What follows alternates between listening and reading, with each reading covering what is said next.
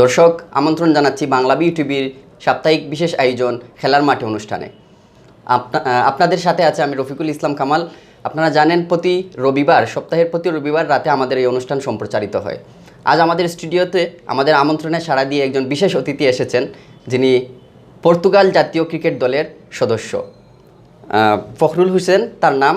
আপনাকে আমাদের স্টুডিওতে স্বাগত জানাচ্ছি। আপনাদেরকে ধন্যবাদ। জি দর্শক, ফখরুল হোসেন তার বাড়ি হচ্ছে সিলেটে। এই হিসাবে আমরা নিশ্চয়ই গর্ব করতে পারি যে বাংলাদেশের একজন পর্তুগাল জাতীয় ক্রিকেট দলে সুযোগ পেয়েছেন এবং সেখানে সুনামের সাথে খেলছেন। আমরা আজকে ফখরুল হোসেনের কাছ থেকে জানবো যে তিনি কিভাবে পর্তুগাল গেলেন, কিভাবে ক্রিকেটের সাথে সংশ্লিষ্ট হলেন এবং কিভাবে পর্তুগাল জাতীয় ক্রিকেট দলের সুযোগ পেলেন। ফখরুল হোসেন, আপনারা আসলে একটু দর্শকদের জন্য যে শুরু থেকে আমরা জানতে চাইবো যে আপনার জন্ম বেড়ে ওঠা কিভাবে, সিলেটে নাকি বাইরে কোথাও? আসলে আমার জন্মস্থান হচ্ছে আখালিয়াঘাট। আচ্ছা, সিলেটের আখালিয়া। সিলেটের আখালিয়াঘাট শাহজালাল ইউনিভার্সিটির গেটের ওপাশে। আর আমি ওখানেই বড় হয়েছি। আর আমি খেলাধুলা করছি সিলেট স্টেডিয়ামে, সিলেট ডিস্ট্রিক্ট মাঠে। জি। আর ওখানে আমি সিলেট আন্ডার 15, আন্ডার 17, আন্ডার 19 খেলছি, সিলেট ডিস্ট্রিক্ট টিমেও খেলছি। তো এরপরে আমি একটা গ্রামীণ ফোনের পেসার আনতেও গেছি। আচ্ছা, বিকেএসপিতে। জি। তো ঢাকা লিগও খেলছি, ফার্স্ট ডিভিশন খেলছি, সেকেন্ড ডিভিশন খেলছি। তো হঠাৎ করে আমার বাবা আমার জন্য রেডি করলে বললেন বাইরে যাওয়ার জন্য। আচ্ছা। তো ওই বাইরে যাওয়ার পরে তো ওদিকে উইকেন্ডে শুধু খেলাধুলা হয়। জি। তো উইকেন্ডে স্যাটারডে সানডে যেটা খেলা হয়, তো ওই দিকে যেখানে ক্রিকেট খেলা দেখতাম ওখানেই দৌড়ে চলে যেতাম খেলার জন্য। আচ্ছা। কারণ ক্রিকেট তো রক্তের সাথে মিশে গেছে। যে জায়গায় যাই ক্রিকেটটা খুঁজি, একটু হইলেও বাচ্চাদের সাথে হইলেও একটু ক্রিকেট খেলি, অতটুকুই। পর্তুগালে কত সালে গেলেন? পর্তুগালে অ্যাকচুয়ালি আমি পর্তুগাল গেছি 2014-এ। আচ্ছা। এর আগে ছিলাম আমি আরো কয়েক দেশে। আচ্ছা। তো 2014-এ যখন আমি যাই, তখন আমি মার্চ এপ্রিলের দিকে গেছি। তখন লিগটা শুরু হয় ওদিকে তাদের ওখানে। জি। আচ্ছা। তো আমার একটা ফ্রেন্ড আছে, ও ক্রিকেট খেলছে 2006-এ, সাকিব এবং মুশফিকুর রহিম তামিম, বাংলাদেশ আন্ডার 19, সিরাজুল কাদেম নিপু। আচ্ছা আচ্ছা। ও ছিল তখন ওখানে পর্তুগালে। জি।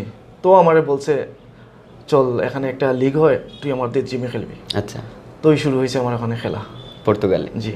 আচ্ছা, ওই লিগটা আসলে কোন পর্যায়ে ছিল? ফার্স্ট ডিভিশন লিগ নাকি সেকেন্ড ডিভিশন? ওইটা অ্যাকচুয়ালি ফার্স্ট ডিভিশন লিগ। আচ্ছা আচ্ছা। বাংলাদেশে বললেন যে জাতীয় পর্যায়ে ঢাকায় খেলেছেন লিগে, ফার্স্ট ডিভিশনে। কোন দলের হয়ে খেলেছিলেন? প্রথমে খেলছি আমি লালমাটিয়া। আচ্ছা। ফার্স্ট ডিভিশনে খেলছি লালমাটিয়া 2004-05 নিয়ার 2004-05। এরপরে উত্তরায় ছিলাম। আর এর আগে যখন ফার্স্ট ডিভিশনের আগে আমি সেকেন্ড ডিভিশনে ছিলাম। জি। যেমন আমাদের মৌলভীবাজারের স্যার জালাল আহমদ চৌধুরী, উনি ঢাকায়। তো ওনার টিমে সাধারণ বীমা টিমে খেলছেন 2003, আমার মনে নাই এক্স্যাক্টলি। তখন খেলছি। তো এর আগেও আমি আরো সুযোগ পাইছি, যেমন রাজিন ভাই, তাপস ভাই, তারা আমারে অলকদা, তারা আমারে শিশির ভাই ছিল, তারা আমারে শুরু যেটা হয়েছে তাদের মাধ্যমেই, তারাই আমারে বলছে যে একটা টিম দিছে, তেমন থার্ড ডিভিশন বা সেকেন্ড ডিভিশন। তো তাদের হাত ধরেই আমরা এতটুকু। আচ্ছা। আর সিলেট জেলা দলেও খেলেছিলেন? জি। আচ্ছা। আর পর্তুগাল গেলেন 2014 সালের দিকে। তারপর সেখানে গিয়ে একটা ক্লাবের সাথে সম্পৃক্ততা, সেখান থেকে পরের ধাপ মানে জাতীয় দলের যে আশাটা, এইটা কিভাবে হলো? আসলে আমিও বিশ্বাস করতে পারি নাই যে আমিও যে একসময় জাতীয় দলে খেলবো। কারণ যে জিনিসটা হয়েছে যে ওখানে হয়েছে যে maximum player Indian, Pakistani, south African. আচ্ছা। তো ওখানে আমাদের বাঙালি কমিউনিটি আছে, কিন্তু আমি বাঙালি টিমে খেলছি, হঠাৎ করে এই বাঙালি টিমটাও ভাঙা গেছে। আচ্ছা। তখন ইন্ডিয়ান টিম, আমার কয়েকটা ফ্রেন্ড আছে, তো তারা আমার অফার করছে তাদের টিমে খেলার জন্য। তো আমি তাদের টিমে খেলছি এবং কন্টিনিউ খেলছি।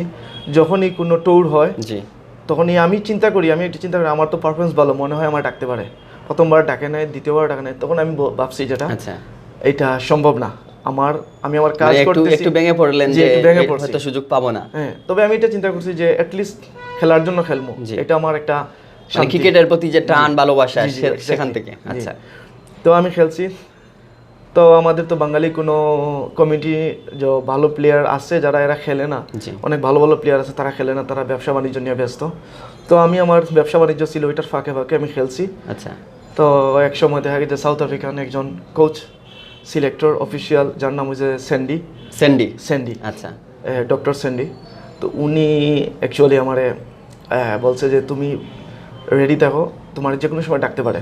আচ্ছা। উনি কি পর্তুগালের পর্তুগালের সিলেক্টর অফিসিয়াল সবকিছু, জি উনার মাধ্যমেই সবকিছু। আচ্ছা। জি সিলেক্টর অফিসিয়াল সবকিছু।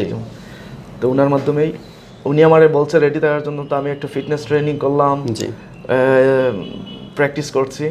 তো হঠাৎ করে আমার যখন কল করছে আমি ট্যুরে যাওয়ার জন্য, তো আমি ক্যাম্পে গেলাম। ওদের যে ট্যুর আছে যে সব যে সিলেক্টেড প্লেয়ার যেগুলো, তাদের সাথে একটা ক্যাম্পিং হয়েছে।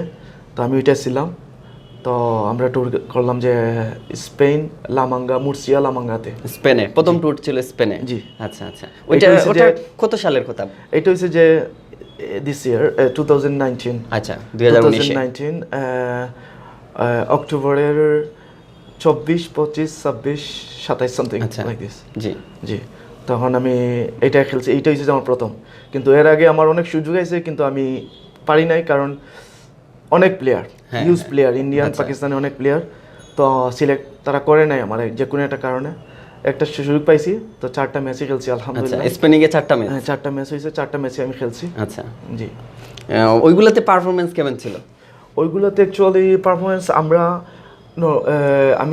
আমরা টার্ফে খেলি নাই। যখন আমরা পর্তুগালে যখন ছিলাম আমরা টার্ফে খেলি নাই। আচ্ছা। টার্ফে খেলাটা খুব কম হয়েছে। খুব কম হয়েছে, বছরে 3-4টা টার্ফে খেলা হয়েছে। আর নইলে আমরা সব ম্যাট যেটা হয়েছে যে আপনার এই কার্পেটের যেটা, যে ওইটাই খেলা হয়েছে। তো ওইটায় ঠিক আছে। আর ওইটা যখন খেলতে গেছি তখন হঠাৎ করে একটু ওলট লাগছে। তো যাই হোক, এরপরেও ভালো বোলিং করছি। অ্যাভারেজ যেটা উইকেট কম পাইছি, যেমন ক্যাচ ট্যাচ মিস হয়েছে বা অনেক কিছু, কিন্তু এটা তো ধরার, এটা তো পার্ট অফ ক্রিকেট। তো 2টা উইকেট পাইছি প্রথম ম্যাচে। এরপরের 3 ম্যাচে মনে হয় 1টা পাইছি। আচ্ছা। আর এভারেজ যেটা বোলিং করছি, 4 ওভার করছি, 22 রান দিছি, 21 রান, কোনোটা 18 রান। ইকোনমি ভালো ছিল আলহামদুলিল্লাহ, ভালো ছিল। তাহলে আপনার ক্রিকেটে আপনার প্রধান রোলটা হচ্ছে bowler, left hand medium pace ball. আচ্ছা আচ্ছা।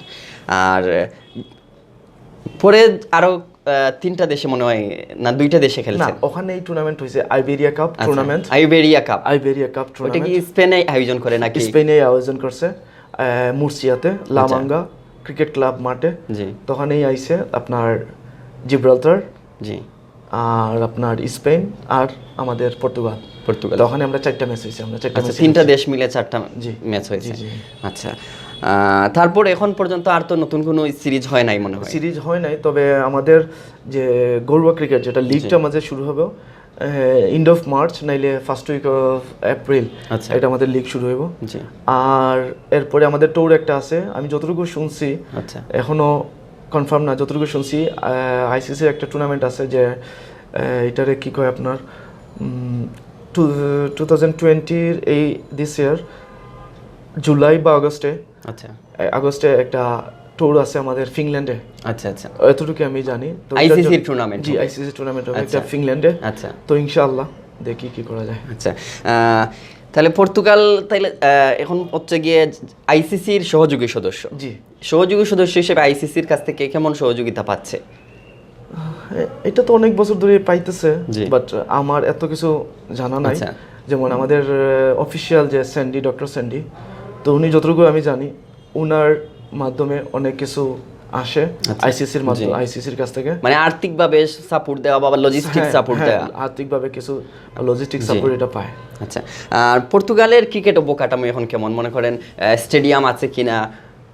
আচ্ছা, এটা হচ্ছে যে পর্তুগাল হচ্ছে যে এখন এটা হচ্ছে ফুটবলের দেশ। হ্যাঁ, ক্রিস্টিয়ানো রোনালদোর দেশ। তো আমরা যেখানে থাকি, আমি থাকি মেইন সিটিতে, লিসবনে কোনো ক্রিকেট গ্রাউন্ড নাই, সব ফুটবল গ্রাউন্ড। আচ্ছা। তো আমরা যাইতে হয় লিসবনের বাইরে 45 মিনিটস 50 মিনিটস 1 আওয়ার ড্রাইভ করে আমরা বাইরে যেতে হয়। তখন গিয়ে আমাদের গ্রাউন্ডস আছে। তো এটা হচ্ছে যে আমাদের ওই যে ডক্টর স্যান্ডি, যে উনি এই মাঠটার করছে, বাইর করছে। আচ্ছা আচ্ছা। জি। তো তো ওই মাঠ কি মানে ইন্টারন্যাশনাল স্ট্যান্ডার্ডস মেইনটেইন করে নাকি? ইন্টারন্যাশনাল স্ট্যান্ডার্ডস মেইনটেইন করে, কিন্তু মাঠটা সব দিক দিয়ে ঠিক আছে, কিন্তু এখনো পুরোপুরিভাবে ঠিক হয় নাই। আর আরেকটা যেটা গ্রাউন্ডস আছে এটা হচ্ছে যে পর্তুতে, এটা ইন্টারন্যাশনাল গ্রাউন্ডস হিসেবেই মানা যায়, স্বীকৃত মোটামুটি। কারণ হচ্ছে যে ওখানে প্রচুর বাইরের টিম আসে, ওখানে টুর্নামেন্ট হয়, তখন আমরা খেলতে যাই পর্তুতে। যেহেতু পর্তুগাল হচ্ছে ফুটবলের দেশ, ক্রিস্টিয়ানো রোনালদো বিশ্বজুড়ে যার সুখ্যাতি আছে, বাংলাদেশে অনেক জনপ্রিয়, সেক্ষেত্রে ক্রিকেটটা কি জনপ্রিয় হওয়ার পর্যায়ে আছে কিনা বা কেমন উন্মাদনা আছে? এটা আমি বলতে পারি, হ্যাঁ আমরা তো শুরু করছি, এটা আমি বলতে পারি, এটা ইনশাআল্লাহ যদি আরো 5-10 বছর এইভাবে যায় একটা ভালো লেভেলে আসবে। আর এখন যে হারে প্লেয়ার দেখছি, কারণ যে হারে প্লেয়ার দেখছি, এখন তো সবাই আসে কাগজের জন্য, পর্তুগালে আসে সবাই কাগজের জন্য। এখন অনেকে আসতে পারে না, ভালো ভালো প্লেয়ার আছে পিছনে আছে, কিন্তু ওরা সামনে আসতে পারে না, কারণ হচ্ছে যে ওদের কাজটাই হচ্ছে যে মেইন ইম্পর্টেন্ট।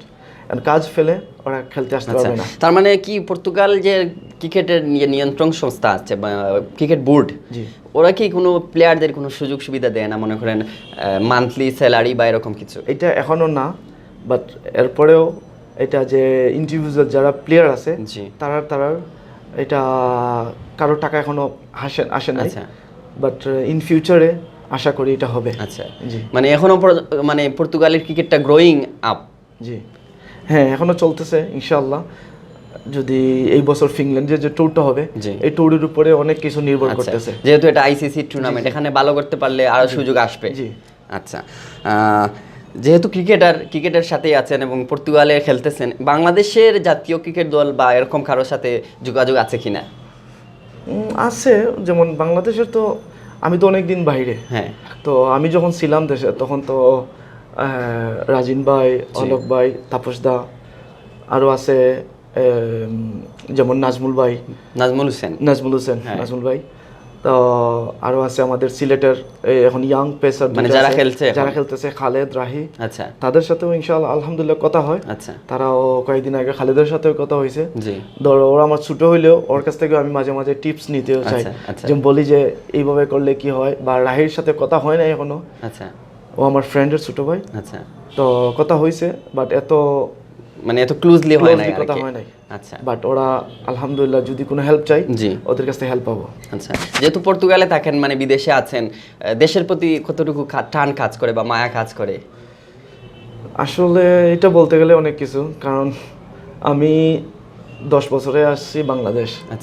10 বছর পরে আইছি বাংলাদেশ 2018-এর জুনে, রমজানের শেষের দিকে 10 বছর পরে আসছে। তো এটা যখনই আমি এসে এয়ারপোর্ট থেকে নামছি, আমি দেখছি দেশের ইয়াটা দেখছি, তখনই আশ্চর্য এক, যেমন আগের একটা অনুভূতি, আগের একটা ফিলিংসটা এটা চলে আসে। বন্ধু বান্ধব যারা ছিল তাদের কথা মনে পড়ে যায়, সব কিছু দেশের টান চলে আসে অটোমেটিক। তখন আসার পরে কম দিন থাকছি, আবার 6 মাস পরে যখন আবার আসছি, তো আলহামদুলিল্লাহ লং টাইম ছিলাম এখানে। ফার্স্ট ডিভিশনে খেলছি 2019-এর জানুয়ারিতে যখন আসছিলাম, ফেব্রুয়ারিতে বাংলাদেশে খেলছেন? জি, ফার্স্ট ডিভিশন খেলছি। অ্যাপোলো সিলেটে, অ্যাপোলো 11-এ। জি, আচ্ছা, মানে গত বছর যখন আসছিলেন নাকি এই 2019-এর? মানে গত বছরে। জি, গত বছরে। আচ্ছা, আপনি যদি মনে করেন যে পর্তুগালের হয়ে খুব ভালো পারফরমেন্স করলেন, হ্যাঁ, অভাবনীয় কিছু করলেন, দেখা গেল যে বাংলাদেশ যদি আপনাকে ডাকে তখন, যে বাংলাদেশে আসেন, বাংলাদেশে এসে খেলেন, তখন কি করবেন? আসলে এরকম যে এটা একটা আমার স্বপ্ন। আমি দেশে যখন ছিলাম, একটা সব প্লেয়ারের একটা স্বপ্ন ছিল, তা আমার সবার মতো আমার একটা স্বপ্ন ছিল নিজ দেশের হয়ে খেলা। তবে আলহামদুলিল্লাহ আল্লাহ যদি এরকম কোনো একটা সুযোগ দেয়, অবশ্যই দেশের হয়ে খেলাটা অনেক কিছু, সম্মানের দেশের পতাকাকে, ইনশাআল্লাহ যদি এরকম কোনো সুযোগ আসে অবশ্যই।